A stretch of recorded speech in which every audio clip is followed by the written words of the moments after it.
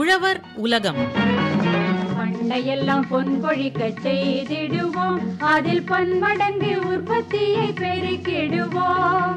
பண்டையெல்லாம் பொன் கொழிக்க செய்திடுவோம், அதில் பன்மடங்கு உற்பத்தியை பெருக்கிடுவோம். கண்மணி போல் நெல்மணியை வளர்த்திடவே நாடும் கருத்துரைக்கும் ஒலிபரப்பை கேட்டிடுவோம். கண்மணி போல் நெல்மணியை வளர்த்திடவே நாடும் கருத்துரைக்கும் ஒலிபரப்பை கேட்டிடுவோம். என்ன கயல், ஒரே யோசனையா இருக்க போல இருக்கு. அட மருதானியா, வா வா, புதுசா ஒரு உணவகம் ஆரம்பிக்கலான்னு இருக்க. அதை பத்தி தான் யோசிச்சுட்டு இருக்க மருதாணி. அட, நல்ல விஷயத்த சொல்லியிருக்க. அதுக்கு எதுக்கு நேரத்தை கடத்தி யோசிக்கிற? இனி உன்னோட யோசனை செயலா மாறதுக்கான வழிவகை என்ன இருக்குன்னு பார்ப்புள்ள. நீ சொல்றதும் சரிதான் புள்ள. ஒரு வேலையை ஆரம்பிக்கும் போது அதை பத்தின முழு தகவல்களையும் தெரிஞ்சுக்கிட்டு ஆரம்பிச்சா அது நமக்கு பயனுள்ளதா இருக்கும்னு நினைக்கிறேன். இப்ப என்ன, உனக்கு உணவை பத்தின விவரங்களை தெரிஞ்சுக்கணும், அவ்வளவுதானே? அட ஆமாம் புள்ள. கயல், நீ ஒன்னும் கவலைப்படாத. நம்ம ஊரு சமுதாய கூடத்துல இப்ப ஒரு கூட்டம் நடக்க போகுது. அந்த கூட்டத்துல நமக்கு தேவையான விவரங்களை சொல்ல போறாங்க. நீயும் வந்து அவங்க சொல்ற விவரங்களை கேட்டு தெரிஞ்சுக்கோ. என்ன விவரங்களை சொல்ல போறாங்க மருதாணி? இந்த துண்டு சீட்ல எழுதியிருக்கு, படிக்கிறேன் பாருப்புள்ள. உணவு தொழில் முறையில புதிய அணுகுமுறை குறித்து காஞ்சிபுரம் பி விக்னேஷ் அவங்க சொல்ற ஆலோசனைகளை கேட்கலாம். உணவு தொடர்பான தொழிலில் நீங்கள் ஈடுபட்டிருக்கீங்க அப்படின்ட்டு கேள்விப்பட்டோம். அது எப்படி ஆரம்பிச்சிங்க, எப்படி அதில் ஆர்வம் வந்தது? சார், நான் காலேஜ் முடித்தோடனே ஒரு கம்பெனியில் ஜாயின் பண்ணேன் சார். அங்கே வந்து எனக்கு உணவு சம்மந்தப்பட்ட ஒரு பொருளை வந்து விற்பனை பண்ணுற வேலை தான் கொடுத்துருந்தாங்க. ஸோ அதில் ஒரு நல்ல ஆப்பர்ச்சுனிட்டி இருந்தது எனக்கு தெரிஞ்சது. ஸோ அங்கேருந்து வெளியே வந்து நான் சொந்தமாக ஒரு ஃபுட் பிஸ்னஸ் ஸ்டார்ட் பண்ணேன் சார். டிஸ்ட்ரிபியூஷன் மெத்தடில் ஸ்டார்ட் பண்ணேன். போக போக டிஸ்ட்ரிபியூஷனை விட நம்மளே உற்பத்தி பண்ணி விற்பனை செஞ்சால் இன்னுமே கூட கூடுதலாக நம்மளுக்கு லாபம் இருக்கும் அப்படின்ட்டு நானே ஓனாக மேனுஃபேக்சரிங் பண்ண ஸ்டார்ட் பண்ணேன். எப்படின்னா முதல்ல நான் ஒரு ரெஸ்டாரண்ட் வச்சேன் சார். அந்த ரெஸ்டாரண்ட்டில் நான் மில்க் ஷேக்ஸ் நாங்கள் ஸ்டார்ட் பண்ணோம். ஸோ அதுலேருந்து தான் என்னோட அந்த ஃபுட் பிஸ்னஸ் மேலே தொடர்ந்து ஆர்வம் இருந்துகிட்டே இருந்தது. அந்த மக்கள் சுவைச்சு நல்லா இருக்குன்னாங்க. ஸோ அடுத்தடுத்த ப்ராடக்டாக நான் கொண்டு வந்துட்டு இருந்தேன். இப்போ தான் ஆரம்பித்தேன் சார். நீங்கள் படித்தது என்ன படிச்சிங்க? MBA marketing. MBA படிக்கும்போது அந்த உணவு தொடர்பாக நீங்கள் அது படித்து அதில் ஆரம்பிச்சிருக்கீங்க? ஆமாம், அது சம்மந்தமாக எனக்கு வேலை கிடைச்சது. ஸோ அதுலேருந்து எனக்கு ஆர்வம் ஸ்டார்ட் ஆச்சு. அதுக்கு முன்னாடியே சாப்பிடாத ரெஸ்டாரண்ட்டே இல்லை சார். தேடி போயிட்டு என்ன உணவு நல்லாயிருக்கும், எந்த நாட்டு உணவு நல்லாயிருக்கும் அப்படின்னு தேடிட்டே தேடலையே தான் இருப்போம். ஸோ அதவே வந்து முழு நேரமாக எடுத்துக்கலாம் சொல்லி தான் இந்த பிஸ்னஸை சூஸ் பண்ணேன். இந்த உணவகம், அதாவது ஹோட்டல் அப்படின்னு சொல்லுவோம் இல்லைங்களா? இப்போ வந்து வீட்டில் சமைச்சு சாப்பிட்றது அப்படிங்கிறது ஒன்று. இப்போ வெளியூர் போகும்போது நம்ம ஹோட்டலில் சாப்பிட வேண்டியிருக்கோம். வீட்டில் அல்லது வெளியில் ஹோட்டலில் சாப்பிட்றது அப்படிங்கிறது தான் இது வரைக்கும். இப்போ அந்த உணவை அவர்கள் பெற்று பயன்படுத்துவது, அந்த கலாச்சாரம் அப்படிங்கிறது எப்படி மாறிட்டு வருதுங்க இப்போது? சார், ஆக்சுவலாக இப்போ பார்த்தீங்கன்னா முன்னாடிலாம் நம்ம நீங்கள் சொன்ன மாதிரி வெளியே போகும்போது தான் சாப்பிடுவோமே. அப்போ தான் வீட்டில் சாப்பிட முடியாது, வெளியே போவோம். ஆனால் இப்போ ஹோட்டலுக்கு போனோடனே வீட்டில் ஸ்கிப் பண்ணிவிட்டு வெளியே போய் சாப்பிட்றாங்க சார். இது மாதம் 1 முறை 2 முறை இருந்துச்சு, இப்போ வாரம் 2 முறையாக மாறிடுச்சு சார். எங்களுக்கே வந்து அந்த நம்ம CRM இருக்குது, அதில் நாங்கள் செக் பண்ணும்போது கஸ்டமர்ஸ் வந்து வாரம் விசிட் பண்ணுறாங்க ரெஸ்டாரண்ட்டுங்களை. அதனால் வீட்டில் சமைச்சு சாப்பிட்றதுங்கிறது குறைஞ்சிட்டு வருது இல்லைங்களா? ஆமாம், ரொம்பவே குறைஞ்சிருக்கு. அதனால் வெளியில் யாராவது சமைச்சு கொடுத்தா அதை சாப்பிட்றது அப்படிங்கிறது அந்த கலாச்சாரம் அதிகமாகிட்டு வருது. ஆமாம், இன்னொன்று வீட்டில் நம்ம ரெகுலர் ஃபுட் தான் சாப்பிடுவோம். இப்போ வெளியே வந்து ஒரு வாரத்துக்கு 1 முறையாவது நம்ம வந்து வித்தியாசமான உணவு சாப்பிடணும்னு ஆர்வம் காட்டுறாங்க. இதனால உணவகத்துக்கும் நல்ல ஒரு நன்மையாக தான் இருக்குது. அதே போல் இப்போ வெளியில் தான் போயிட்டு சாப்பிட்ணும், வீட்டு சாப்பாடு தவிர ஹோட்டல் சாப்பாடுன்னா வெளியில் போயிட்டு சாப்பிட வேண்டி இருந்தது முன்னாடி. ஆனால் இப்போ வெளியில் சமைக்கிற சாப்பாடு வீட்டுக்கே வரக்கூடிய சூழ்நிலையும் வந்துருச்சு இல்லைங்களா? ஆமாம் சார், ஆமாம், உண்மை. நம்ம நிறைய டெலிவரி அக்ரிகேட்டர்ஸ், டெலிவரி பார்ட்னர்ஸ் எல்லாம் இப்போ நிறைய கம்பெனிஸ் நம்ம இந்தியாவில் வர ஆரம்பிச்சதுனால வெளியே போயிட்டு நான் கூட்ட நெரிசலில் டிராஃபிக்லாம் தவிர்த்துட்டு அந்த உணவை நான் வீட்லேயே சாப்பிட்டுக்கலாங்கிற மாதிரி ஆப்பர்ச்சுனிட்டி இருக்குது. இது ஆக்சுவலாக பிஸ்னஸ் இன்க்ரீஸ் தான் பண்ணியிருக்கு சார். நிறைய உணவக தொழிலுக்கு வந்து நிறைய ஒரு 50% சேல் இப்போதைக்கு நம்மளுக்கு வெளியிருந்தே வந்துடுது. இந்த MBA ஸ்டூடெண்ட்டாக இதை எப்படி பார்க்குறீங்க நீங்கள்? சார், இது எனக்கு தெரிஞ்சு இப்போ 50% இருக்குது சார். ஆரம்பிக்கும் போது ஒரு 10% ஆன்லைன் ஆர்டர்ஸ் வந்தாலே பெரிய விஷயம். இன்னைக்கு வந்து 50% ஆர்டர் எனக்கு வெளியிருந்து தான் வருது. இது நான் எப்படி பார்க்குறேன்னா, அப்போ எதுக்கு நாங்கள் வந்து ஒரு மெயின் இடத்த பார்த்து இன்வெஸ்ட் பண்ணி ஃபர்னிச்சர் போட்டு ரெடி பண்ணணும்? நம்ம வந்து இதை க்ளவுட் கிச்சனாகவே நம்ம வச்சுக்கிட்டோன்னா, ஏன்னா ஃபியூச்சரில் இதோட பர்சன்டேஜ் பார்த்தீங்கன்னா 80-20 ஆயிரும். 80% வெளியிருந்து ஆர்டர்ஸும் வெறும் 20% தான் ரெஸ்டாரண்ட்டுக்கு வந்து சாப்பிட்ற நிலைமை வந்து கிரியேட் ஆகும். ஸோ அப்படி போகும்போது இதை ஃபியூச்சர் பார்த்தீங்கன்னா க்ளவுட் கிச்சன் மாடல் தான் வந்து சஸ்டைனபிள் மாடலாக இருக்கும் சார். க்ளவுட் கிச்சன் மாடல் அப்படிங்கிறது என்னங்க, அந்த கான்செப்ட் என்னங்க அதில்? சார், இப்போ நம்ம ரெஸ்டாரண்ட் ஆரம்பிக்கிறோம் அப்படின்னா மெயினில் இடம் பார்க்கணும், பார்க்கிங் இருக்கணும், இன்டீரியர் எக்ஸ்டீரியர் ஃபர்னிச்சர் ஸ்டாஃப்ஸ்ன்னு சொல்லிட்டு நம்மளுக்கு ஒரு பெரிய இன்வெஸ்ட்மெண்ட் தேவைப்படுது சார். இதே கிச்சன் பார்த்து பார்த்தீங்கன்னா நிறைய ரெஸ்டாரண்ட்டில் கிச்சன் சின்னது தான் சார். அது இப்போ ரெஸ்டாரண்ட் ஓவராலாக ஒரு 15 லட்சம் செலவு பண்ணுறோன்னா கிச்சனுக்கு 5 லட்சம் தான் செலவாகும். மீதி 10 லட்சம் வெளியே கட்டமைப்புக்கு தான். அந்த வெறும் 5 லட்ச ரூபாய் இன்வெஸ்ட்மெண்ட்டில் நீங்கள் மெயினில் போடணும்னு அவசியம் கிடையாது சார். நான் செகண்ட் ஃப்ளோராக இருக்கலாம், ஃபர்ஸ்ட் ஃப்ளோராக இருக்கலாம், எங்கேயாவது ஒரு இடத்துல கிச்சனை மட்டும் ஓப்பன் பண்ணிவிட்டு ஆன்லைனில் நம்ம அக்ரிகேட்டர்ஸ் கூட டைப் பண்ணிக்கலாம். இல்லை நம்ம ஓன் ஆப்பில் டெவலப் பண்ணிவிட்டு நம்ம ஆன்லைனில் மட்டும் சேல் பண்ணுறது க்ளவுட் கிச்சன் சொல்கிறோம், இல்லை கோஸ்ட் கிச்சன் சொல்கிறோம். ஏன்னா இப்போ நான் 15 லட்ச ரூபா போட்டு எனக்கு 50% சேல்ஸ், உதாரணத்துக்கு 20,000 ரூபாய் சேல்ஸில் 10,000 ரூபாய் சேல்ஸ் எனக்கு ஆன்லைன் தான் வருதுன்னா அது 5 லட்ச ரூபா போட்டு எனக்கு அந்த 10,000 சேல்ஸ் வந்துட்டா போதும்ல ஒரு நாளைக்கு. ஸோ இந்த மாடலில் இன்னைக்கு நிறைய பேர் வந்து பயன்பெற்று வராங்க. அந்த க்ளவுட் கிச்சன் மாடலில் மக்களும் சுலபமாக வீட்டிலேருந்தே ஆர்டர் பண்ணுறதுக்கு பழகிட்டே வராங்க. அதே போல் இப்போது எல்லாமே நகரமாயிட்டிருக்கு அப்படிங்கிறதுனால மக்கள் தொகை அதிகமாகிட்டுருக்கு, நகரமயமாதல் அப்படிங்கிறது அதிகமாகிட்டுருக்கு. இந்த இட பற்றாக்குறையும் இருக்கும் இல்லைங்களா? அதனால் இதுக்காக ஒரு இடம் பார்த்து இந்த உட்கார்ந்து சாப்பிட்றதுக்காக ஒரு பெரிய அளவு ஒரு ஸ்பேஸ் வேணும், அதுக்காக செலவு பண்ண வேண்டியிருக்கும் அந்த தொழிலில் இல்லைங்களா? இப்போ அதெல்லாம் இப்போ குறையும் இதில். உண்மை சார். நமக்கு ஏன்னா மெயினில் இடம் கிடைக்கிறதே கஷ்டம். ஆல்ரெடி எஸ்டாப்ளிஷ்டாக இருக்கிறவங்க ப்ளஸ் ரெண்ட்டும் ஏறிட்டே போகுது. அதனால் இந்த மெத்தட் வந்து நல்ல ஒரு பூமிங் மெத்தடாக இருக்குது. அதே போல் இப்போ இந்த தொழில்நுட்ப வளர்ச்சி, தகவல் தொழில்நுட்பம் அப்படிங்கிறது நிறைய வளர்ந்துட்டுது. இப்போ வந்து எங்கே இருக்கிறவங்களும் எங்கிருந்தும் தகவல் தொடர்பு பரிமாறிக்கலாம், ஆர்டர் பண்ணலாம், தேவையானதை கேட்டு பெறலாம், கொடுக்கலாம் அப்படிங்கிறதெல்லாம் வந்துட்டதுனால இப்போ வந்து இந்த உணவையும் வந்து அவங்கவுங்க வீடுகளுக்கே நம்ம கொண்டு சென்று விற்கலாம் அப்படிங்கிற நிலைமை வந்துருச்சு. உண்மை சார், உண்மை. அப்படிங்கிறதுனால இந்த மாதிரியான ஒரு சூழ்நிலையில் எப்படி இந்த உணவு தொழில் அப்படிங்கிறத நடத்தினா அது வெற்றிகரமாக இருக்குங்க சார்? ஆக்சுவலாக இப்போ இதுக்கப்புறம் ஃப்யூச்சரில் நாங்களே பார்த்தீங்கன்னா ஆல்ரெடி ஒரு ஃபிசிக்கல் ரெஸ்டாரண்ட்டு 55 இடங்களுக்கு மேலே வச்சுருக்கணும் சார். ஃப்ரான்ச்சைசி மாடல் எக்ஸ்பேண்ட் பண்ணியிருக்கோம். பட் நாங்கள் இப்போ வந்து பார்த்தீங்கன்னா க்ளவுட் கிச்சன் மாடல் தான் எக்ஸ்பேண்டே பண்ண போகிறோம். என்ன காரணன்றனா, உணவு வந்து நான் போயிட்டு டிராஃபிக்கில் போயிட்டு உட்காந்து ஜனங்க கூட சாப்பிட்டுட்டு நான் வர்றதுக்கு இது நான் வந்து எங்கேயாவது வெளியே போனால் மேண்டேட்ரியாக இருந்தால் நான் பண்ணிக்கிறேன். ஆனால் எனக்கு ஒரு நல்ல உணவு சாப்பிட்ணுன்னா கம்ஃபர்டபுளாக நான் என் வீட்டில் இருந்துகிட்டே சாப்பிட்றேன்னு மைண்ட் செட்டுக்கு மக்கள் மாறிட்டாங்க. இன்னொன்று ஆஸ் அ ஓனராக நான் பார்த்தேன் அப்படின்னா, அதாவது டெத் இன்வெஸ்ட்மெண்ட்னு சொல்லுவேன் சார். எப்படின்னா, இப்போ நான் ஒரு மிஷினரியில் இன்வெஸ்ட் பண்ணுறேன்னா நான் டிப்ரிசியேஷன் போக மீதி எடுத்துடலாம். ஆனால் நான் இன்வெஸ்ட் பண்ணுற இன்டீரியருக்கு எக்ஸ்டீரியருக்கு நான் எங்கே போய் எடுப்பேன்? நான் அதை காலி பண்ணிட்டு வரேன்னா எல்லாமே அது டெத் இன்வெஸ்ட்மெண்ட். அதை கம்ப்ளீட்டாக தவிர்க்கிறதுக்கு இந்த க்ளவுட் கிச்சன் எனக்கு ஹெல்ப்ஃபுல்லாக இருக்குது. நாளைக்கு நான் என் க்ளவுட் கிச்சனை செட் பண்ணுறேன் 5 லட்ச ரூபா கொடுத்தேன்னா அது எனக்கு சரியாக போகலன்ற பட்சத்தில் நான் அதை அப்படியே அந்த மிஷினரிஸ் அந்த செட்டப்பை என்னால் ஈஸியாக விற்பனை பண்ணிட முடியும். உதாரணத்துக்கு சொல்கிறேன் சார். இதே ரெஸ்டாரண்ட்டும் போட்டேன்னா எனக்கு மிஞ்சுறது ஒரு 100%ல் 20-30% தான் மிஞ்சுதே அது போட்ட இன்வெஸ்ட்மெண்ட்டை. அதனால் ஃப்யூச்சரில் கண்டிப்பாக இந்த க்ளவுட் கிச்சன் முறை தான் மாறும்.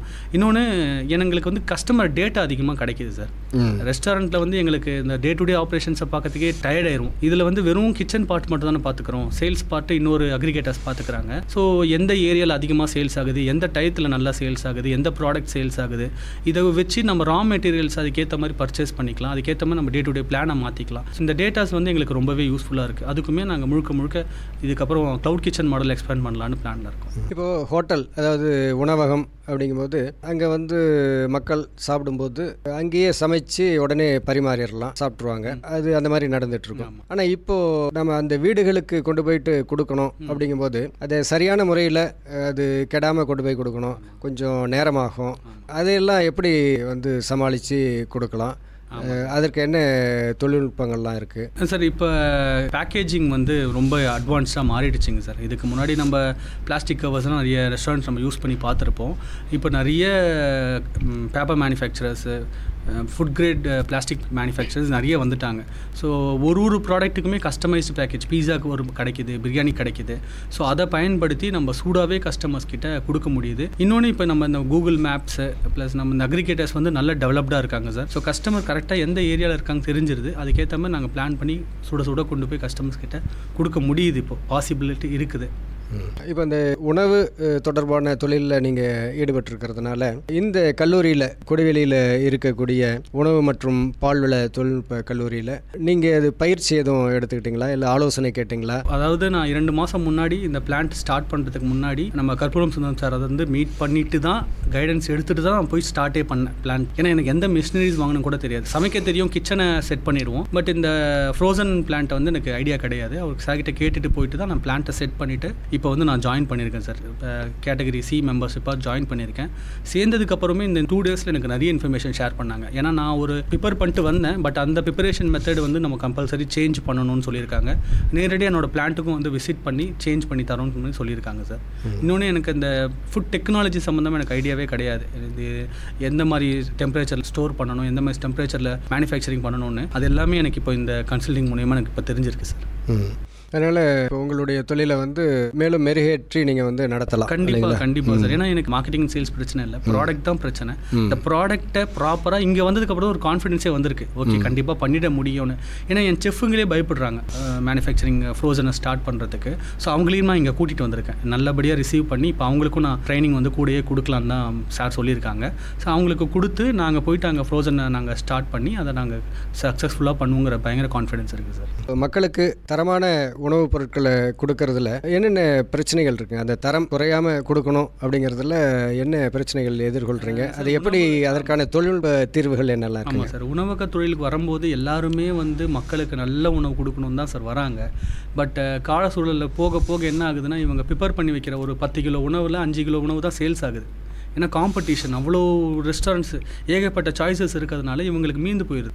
2 நாள் 3 நாள் விட்டுடுறாங்க சார். 4வது 5வது நாள் அந்த உணவை எடுத்து திரும்ப ஸ்டோர் பண்ணி திரும்ப அதையே சேல்ஸ் பண்ணுறது இன்றைக்கி ரெஸ்டாரண்ட்ஸில் நடந்துட்டு தான் இருக்குது. இன்னொன்று ஓனர் 365 நாள் ரெஸ்டாரண்ட்டில் இருக்க முடியாது இல்லையா? ஸோ அதனால் அங்கே இருக்கிற எம்ப்ளாயிஸ் அவன் மூடுக்கு ஏற்ற மாதிரி அதுக்கேற்ற மாதிரி நடந்துக்கிறாங்க.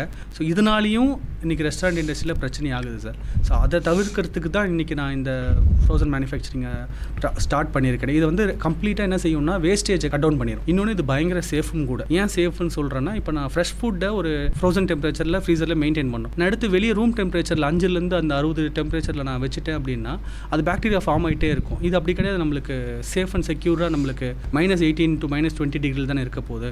ஸோ அதனால் அதில் பாக்டீரியல் ஃபார்மேஷன் இருக்காது. ஸோ அது ஃபுட்டு வந்து எப்பயுமே சேஃபாக செக்யூராக தான் இருக்கும். அதுக்கு இந்த டெக்னாலஜி ரொம்பவே ஹெல்ப்ஃபுல்லாக இருக்குது. இப்போது சேதாரத்தை தவிர்க்கிறது அப்படிங்கிறது ரொம்ப முக்கியமான ஒரு அம்சம் இல்லைங்களா? ஆமாம். அதில் என்னென்ன தொழில்நுட்ப வளர்ச்சிகள்லாம் இருக்குது, அது என்னெல்லாம் கடைபிடிக்கலாங்க சார்? இப்போ இங்கே நான் வந்ததுக்கப்புறம் தான் எனக்கு ரெட்டாட்னு ஒரு டெக்னாலஜி இருக்குன்னே தெரியும் சார்.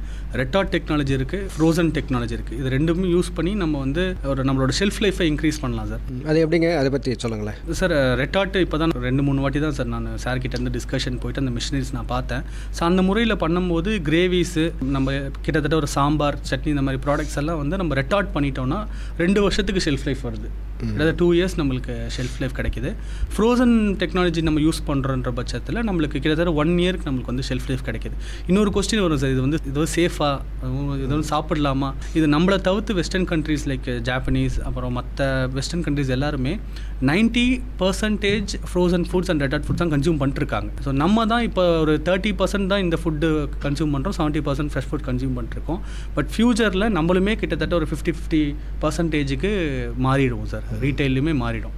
அதாவது இந்த உணவுப் பொருட்களை அதிகமான ஒரு வெப்பநிலைக்கு கொண்டு சென்றும் அதே போல் குறைந்த வெப்பநிலைக்கு கொண்டு சென்றும் அந்த பாக்டீரியா வைரஸ் அந்த மாதிரியான கிருமிகள்லாம் வந்து அதனுடைய பாதிப்பு இல்லாமல் பார்த்துக்கிறது ரெட்டாட் டெக்னாலஜி அப்படிங்கிறது இல்லைங்களா? அதை வந்து பயன்படுத்தலாம். அதே போல் அந்த ஃப்ரோசன் டெக்னாலஜி அப்படிங்கிறது ஃப்ரீஸ் பண்ணுறது இல்லைங்களா? அதை எப்படி பயன்படுத்தலாங்க சார்? உணவு உற்பத்தி பண்ணி 30 நிமிஷத்துக்குள்ளே நம்ம வந்து ரொம்ப குறைந்த ஒரு சில்லிங் பாயிண்ட், அதாவது -30க்கு நம்ம கொண்டு போயிட்டு அதை ப்ராப்பராக நம்ம ஸ்டோர் பண்ணி வச்சுருந்தோம்னா நம்ம அதுலேயும் எந்த ஒரு பாக்டீரியல் ஃபார்மேஷனும் இருக்காது. ஸோ அதை நம்ம எடுத்து நம்ம பயன்படுத்திக்கலாம் சார். அதே போல் ஒரு உணவுப் பொருளை ரொம்ப குறைந்த வெப்பநிலையில் வச்சுருக்கிறோம், அந்த ஃப்ரீசிங் டெம்பரேச்சரில் வச்சுருக்கும்போது அதை எடுத்துகிட்டு மறுபடியும் உள்ள வைக்கக்கூடாது இல்லைங்களா? ஆமாம் சார், டீஃப்ராஸ்ட் பண்ணிவிட்டு திரும்ப ஃப்ராஸ்ட் பண்ணக்கூடாது. இது நீங்கள் கேட்டது கரெக்டு சார். நம்ம நிறைய ரெஸ்டாரண்ட் ஓனருங்களுக்கு இது தெரியறது கிடையாது. ஃப்ரோசன் வாங்கிடுறாங்க, இல்லை அவங்களே சிக்கனை வாங்கி ரா மெட்டீரியல்ஸ் ஈவன் வெஜிடபிள்ஸ் எல்லாம் வாங்கி ஃப்ரீசரில் போட்டுருவாங்க. எடுத்து ரூம் டெம்பரேச்சரில் வச்சுட்டு சேல்ஸ் ஆகலைன்னு சொல்லிட்டு திரும்ப எடுத்து ஃப்ரீசரில் வைக்கிறது அது ஒரு மிகப்பெரிய தவறு. அது இப்போ நிறைய இந்த ஷவர்மா இஷ்யூஸு ரெஸ்டாரண்ட்டுங்களில் அந்த கிரில் சிக்கன் இஷ்யூஸ்லாம் வர்றதுக்கு காரணமே இதுதான் சார். இது அது வந்து கம்பல்சரி தவிர்த்துக்கணும். அது ப்ராப்பராக என்ன டெக்னாலஜின்னு தெரிஞ்சுட்டு பண்ணணும். அதனால் இந்த மாதிரி உணவு தொழில் அதில் இருக்கிறவங்க சேதாரத்தை குறைக்கணும், அதே போல் தரமான உணவு வந்து மக்களுக்கு கொடுக்கணும் இல்லைங்களா? அதற்கு வந்து இந்த மாதிரியான தொழில்நுட்பங்கள்லாம் உதவும், கட்டாயமாக உதவும் சார். ஏன்னா எனக்கு ஃபுட் டெக்னாலஜி 0 நாலேஜுங்க சார். எனக்கு பண்ணுறதுக்கு கான்ஃபிடன்ஸ் கொடுத்தது இந்த காலேஜ் தான். இப்போ நேற்று வந்துட்டு இப்போ கம்ப்ளீட்டாக சாருங்களை மீட் பண்ணிவிட்டு இப்போ இன்றைக்கும் வந்திருக்கேன் கன்சல்டேஷனுக்கு. இதுக்கப்புறம் தான் போய் நாங்கள் மேனுஃபேக்சரிங்கே ஸ்டார்ட் பண்ண போகிறோம். ஸோ ஃப்ரம் பேசிக்லேருந்து அட்வான்ஸ் லெவல் வரைக்கும் உங்களுக்கு தெரியணும்னா இந்த கம்பல்சரி நீங்கள் காலேஜுக்கு வந்து தான் ஆகணும். அதனால் இப்போ இதற்கு முன்பாகவும் நீங்கள் வந்து அந்த தொழில் ஆரம்பித்து அது செஞ்சிட்ருக்குறீங்க இல்லைங்களா? அந்த வகையில் மற்ற தொழில் முனைவோருக்கு இந்த உணவு தொழிலில் ஈடுபடணும் அப்படின்ட்டு நினைக்கிறவங்களுக்கு நீங்கள் என்ன சொல்ல விரும்புகிறீங்க? சார், உணவக தொழில் ரொம்ப நல்லா இருக்குது சார். எதுக்கு உணவக தொழில் நல்லா இருக்குன்னா, நீங்கள் அதிகபட்சம் மற்ற இண்டஸ்ட்ரியில் ஒரு 10, 20, 30% தான் லாபம் நீங்கள் ஈட்ட முடியும்.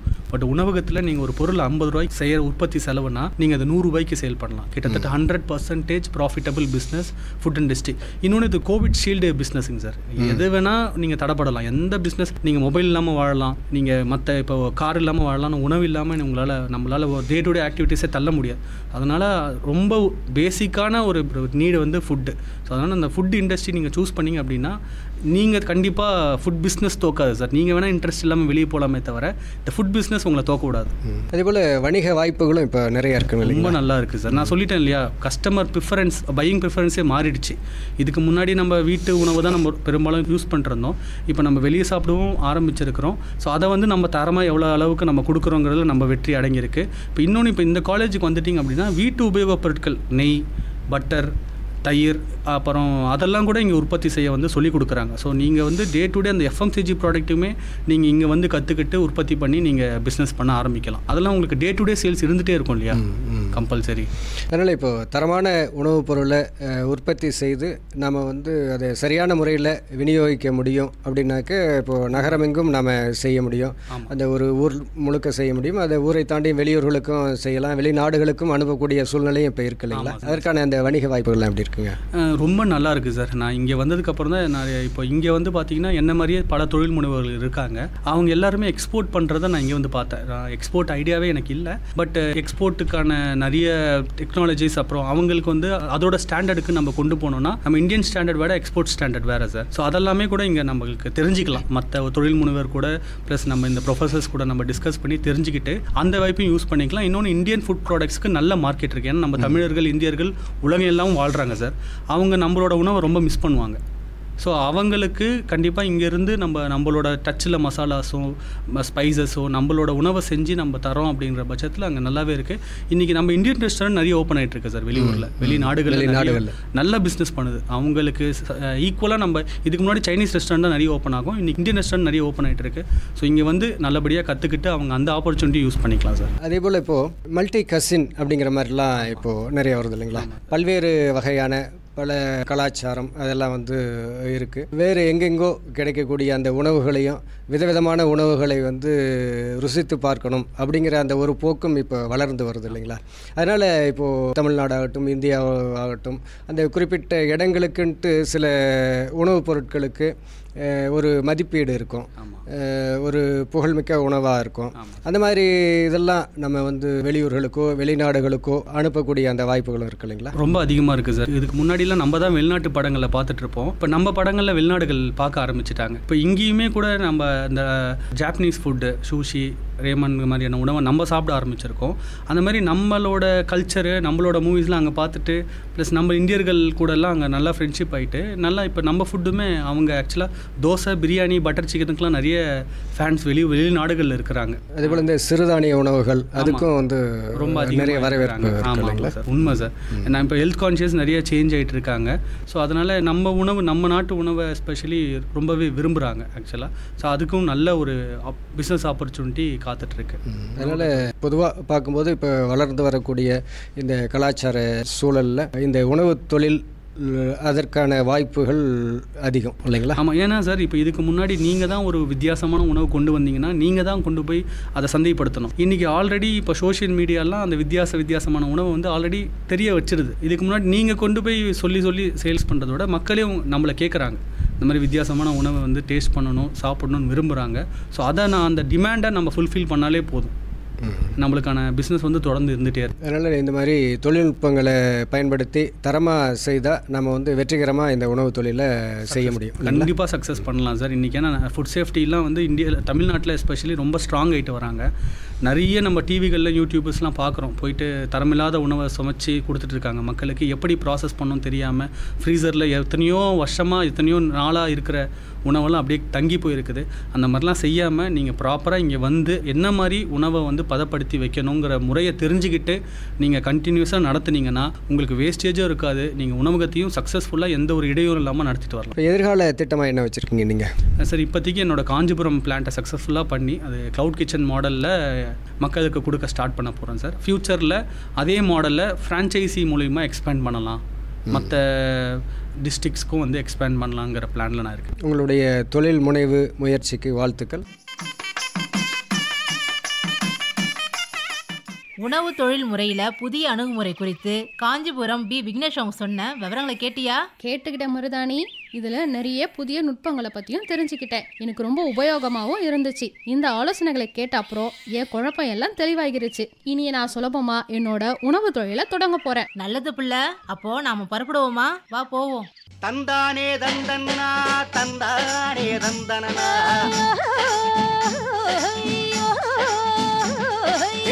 தந்தானே தந்தன்னா தந்தானே தந்தனா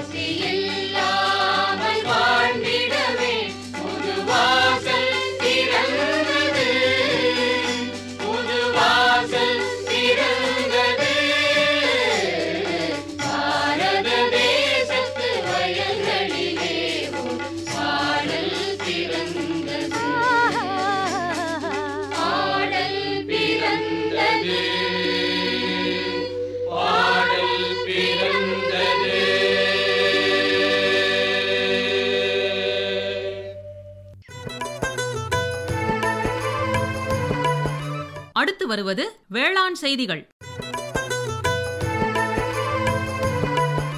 புடலங்காய் சாகுபடி தொழில்நுட்பங்கள். புடலங்காய் இரத்த சர்க்கரை அளவை கட்டுப்படுத்தி டைப் 2 நீரிழிவு நோய்க்கு மருந்தாக பயன்படுகிறது.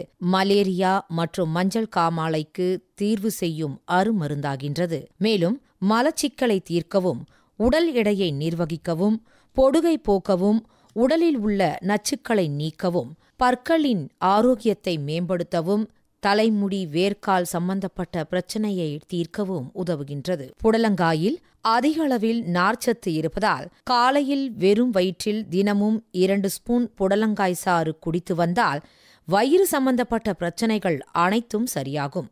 புடலங்காயில் மிக அதிக அளவில் கால்சியம் நிறைந்திருப்பதால் பற்களையும் எலும்புகளையும் மிக வலிமையாக வைத்திருக்க உதவுகின்றது. ரகங்கள் கோ1, கோ2, PKM1, MDU1 மற்றும் PLR ஆகிய ரகங்கள் உள்ளன. மண் மற்றும் தட்பவெப்பநிலை. மணலும் மண்ணும் கலந்த வளமான நிலத்தில் நன்கு வளரும் மிதமான வெப்பநிலை இப்பயிருக்கு ஏற்றது. சிறந்த விளைச்சலுக்கு கார அமிலத்தன்மை 6.5 முதல் 7.5 இருத்தல் வேண்டும். பருவம் ஆடிப்பட்டம், அதாவது ஜூன், ஜூலை மற்றும் தை பட்டம் ஜனவரி மாதங்களில் புடலங்காய் பயிரிட ஏற்றது. நிலம் தயாரித்தல். நிலத்தை நன்கு உழவு செய்து சமன் செய்த பின்பு 2.5 மில்லிமீட்டர் என்ற இடைவெளியில் குழிகள் தோண்டுதல் வேண்டும். குழிகளை 30 சென்டிமீட்டர் நீளம், 30 சென்டிமீட்டர் அகலம் மற்றும் 30 சென்டிமீட்டர் ஆழம் இருக்குமாறு அமைக்க வேண்டும். தோண்டிய குழிகளை 7 முதல் 10 நாட்கள் வரை ஆறப்போட வேண்டும். ஒவ்வொரு குழிக்கும் மக்கிய தொழு உரம் 10 கிலோ இட வேண்டும். இதோடு அடியுரமாக ஒவ்வொரு குழிக்கும் மக்கிய தொழு உரம் 10 கிலோ இட வேண்டும். இதோடு அடியுரமாக ஒவ்வொரு குழிக்கும் 6, 12, 12 என்ற அளவில் தழை, மணி மற்றும் சாம்பல் சத்து கலவையை 100 கிராம் அளவுக்கு இட வேண்டும். மேலுரமாக பூக்கும் தருணத்தில் ஒவ்வொரு குழிக்கும் 10 கிராம் தழைச்சத்தை இட வேண்டும். விதை அளவு: ஒரு ஹெக்டர் புடலங்காய் பயிரிட 1.5 கிலோ விதை தேவை. விதை நேர்த்தி: 1 கிலோ விதைக்கு ட்ரைக்டோடெர்மா விரிடி 4 கிராம் அல்லது 10 கிராம் கார்பன்டாசிம் கலந்து விதை நேர்த்தி செய்து பின்னர் விதைக்க வேண்டும். ஒவ்வொரு குழியிலும் 2 சென்டிமீட்டர் ஆழத்தில் 3 முதல் 4 விதைகள் வீதம் விதைக்க வேண்டும். பின்னர் நன்கு வளர்ந்தவுடன் குழிக்கு 2 செடிகள் வீதம் விட்டு மற்றவற்றை களைத்து விடுதல் வேண்டும். விதைகள் முளைத்து வரும் வரை ஒவ்வொரு குழிகளுக்கும் குடம் கொண்டு தண்ணீர் ஊற்றுதல் வேண்டும். சுமார் 8 முதல் 10 நாட்களில் விதைகள் முளைத்து வரும். பின்பு வாய்க்கால்களின் மூலம் வாரம் ஒரு முறை நீர் பாய்ச்சுதல் வேண்டும். விதைத்த 15வது நாளிலும் 30வது நாளிலும் களை எடுக்க வேண்டும். புடலை கொடி படருவதற்கு பந்தல் அல்லது மூங்கில் தட்டிகள் மிகவும் அவசியமாகின்றது. கொடிகள் தோன்ற ஆரம்பித்தவுடன் 2 மீட்டர் உயரத்திற்கு பந்தல் அல்லது தட்டிகளை அமைத்து கொடிகளை அவற்றில் படர விடுதல் வேண்டும். புடலையில் குட்டை மற்றும் நீண்டக்காய் ரகங்கள் உள்ளன. நீண்டக்காய் ரகங்களின் பிஞ்சுகளின் நுனி பாகத்தில் சிறிய கற்களை கட்டு விடுவதன் மூலம் காய்கள் ஒரே சீராக வளர்ந்து அதிக பலன்களை தரும். கோ 2 ரக புடலைக்கு பந்தல் அமைக்க தேவையில்லை. எத்திரல் 100 ppm கரைசலை முதல் 2 இலைகள் உருவாகிய பின்பு ஒரு முறையும் வாரம் ஒரு முறை என்ற இடைவெளியில் 2 முறையும் தெளிக்க வேண்டும். இதனால் ஆண் பூக்களின் எண்ணிக்கை குறைந்து பெண் பூக்களின் எண்ணிக்கை அதிகமாகும். காப்பர் மற்றும் கந்தக தூள்களை கண்டிப்பாக கொடி வகை காய்கறி பயிர்களுக்கு உபயோகிக்க கூடாது. சாம்பல் நோய்: இதனை கட்டுப்படுத்த டைனோகேப் 1 மில்லி அல்லது கார்பன்டாசிம் 0.5 கிராம் மருந்தை 1 லிட்டர் நீரில் கலந்து தெளிக்க வேண்டும். அடிச்சாம்பல் நோய்: மான்கோசெப் 2 கிராம் 1 லிட்டர் தண்ணீரில் கலந்து நோய்க்கான அறிகுறிகள் தென்பட்டவுடன் 10 நாட்கள் இடைவெளியில் 2 முறை தெளிக்க வேண்டும். விதைப்பு செய்த 75 முதல் 80 நாட்களில் முதல் அறுவடை செய்யலாம். பின்பு சுமார் 5 முதல் 7 நாட்கள் இடைவெளியில் மறுபடியும் அறுவடை செய்யலாம். ஹெக்டருக்கு 130 முதல் 140 நாட்களில் 18 டன் காய்கள் விளைச்சலாக கிடைக்கின்றது. இதுவரை வேளாண் செய்திகள் கேட்டீர்கள். பண்டையெல்லாம் பொன் கொழிக்க செய்திடுவோம், அதில் பன்மடங்கு உற்பத்தியை பெருக்கிடுவோம். பண்டையெல்லாம் பொன் கொழிக்க செய்திடுவோம், அதில் பன்மடங்கு உற்பத்தியை பெருக்கிடுவோம். தொகுப்பில் உதவி எஸ். கண்ணன்.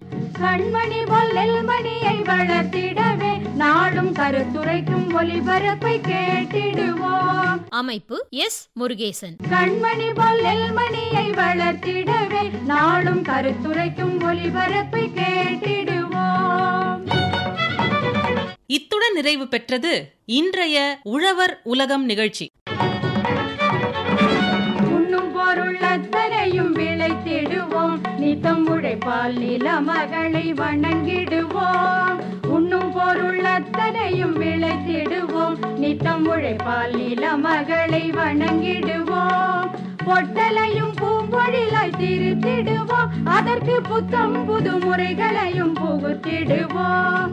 பொட்டலையும் பூம்பொழிலாய் திருத்திடுவோம், அதற்கு புத்தம் புது முறைகளையும் புகுத்திடுவோம்.